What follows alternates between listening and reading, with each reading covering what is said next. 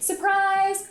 We've got another royal wedding to discuss. We've got all the details from the dress to the tiara to all the guests that were and were not there.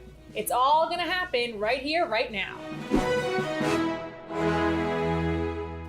Welcome to Royal Roundtable. I'm Page 6 style editor Alana. And I'm Director of Audience Engagement Kristen. Just because the royals haven't been out and about much lately doesn't mean we're without fashion to discuss. Ugh, I love me some Princess Charlotte florals and Prince George knee socks. But actually, Alana, we have to talk about another royal today that we don't usually mention on this show. That'd be Princess Beatrice, who married Italian real estate developer Edoardo Mapelli Mozzi Friday morning in a surprise private ceremony in Windsor, after the couple canceled their May nuptials amid the coronavirus pandemic. Before we fill you in on all the details on her dress and tiara, though, we gotta talk about the elephant in the room. Beatrice's father, Prince Andrew. Prince Andrew, who was noticeably absent from the wedding photos. You may have heard that British socialite Ghislaine Maxwell was recently located and arrested in New Hampshire after allegedly fleeing the feds following pedophile Jeffrey Epstein's arrest and subsequent suicide last summer. Well, now that she's in custody, Prince Andrew has been scrutinized even more in the press about his ties to Epstein and Maxwell, who is allegedly ready to snitch on big names. Not only was Andrew missing from photos from his daughter's wedding, but he also recently canceled his annual golf trip to Spain, and his official website was removed.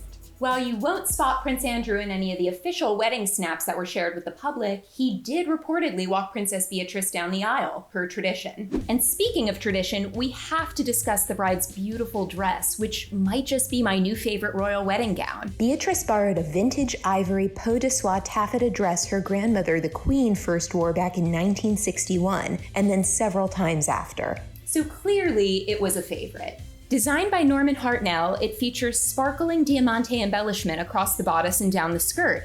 But Beatrice made a few alterations before her big day, removing much of the volume from the skirt for a more modern look. She also added sheer organza puff sleeves, which many royal fans pointed out may have been a nod to her mother, Sarah Ferguson, who married Prince Andrew in 1986 wearing a similar puff-sleeved beaded gown. So in a way, she had her something old and her something new. Kristen, did you love it or hate it? Believe it or not, I don't have a single shady thing to say. I loved it from head to toe. I don't really usually think of Bea as a fashionista, but this wedding day look might change my mind. Wait, was that shady? Oh well, moving on. I adore the fact that she wore hand-me-downs. Expensive ones, but still sustainable, no? She borrowed her grandmother's dress and made it her own by adding the statement sleeve, which not only was a possible nod to Fergie, but also very on trend for this summer. I also love that she chose to do no necklace or big earrings since the dress is embellished on its own. And honestly, who needs jewelry when you've got the Queen's diamond fringe tiara? It's the exact one Beatrice's grandmother wore to her wedding to Prince Philip back in 1947, so suffice it to say, it's a very special piece. I'm curious to hear what our social followers thought of Beatrice's look. Well, I'd say it was a mixed bag.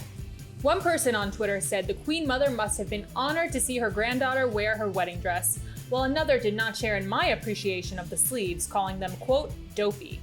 On Facebook, we were flooded with comments about Bea's wedding day style, with one royal fan saying, "She looks beautiful, she made it her own, and it looked even lovelier." Someone else didn't really agree with that though, arguing that the Queen wore it better. To each his own, I suppose. I think my favorite aspect of this dress has to be the embellishment. I definitely preferred it to her sister Princess Eugenie's dress, and it might even take the cake over Duchess Meghan's gown, which until now was my favorite royal wedding gown of them all. How about you? Okay, here's my official ranking. Kate, Beatrice, Meghan, Eugenie. I'm sorry, but that off-the-shoulder, folded-over moment on Eugenie was so matronly, it was just all wrong. Okay, so I loved Eugenie's emerald tiara, but I will say this. Beatrice's gown, despite being almost 60 years old, still looked way more modern to me than Eugenie's new bespoke dress. And that's sort of the challenge all royals face, right? Following tradition while still making it feel fresh? We'd say Princess Beatrice definitely succeeded on her big day. A+, Beatrice. That's all we've got for today, but tune in next time for all the latest in royal fashion. Ta-ta, royal fans!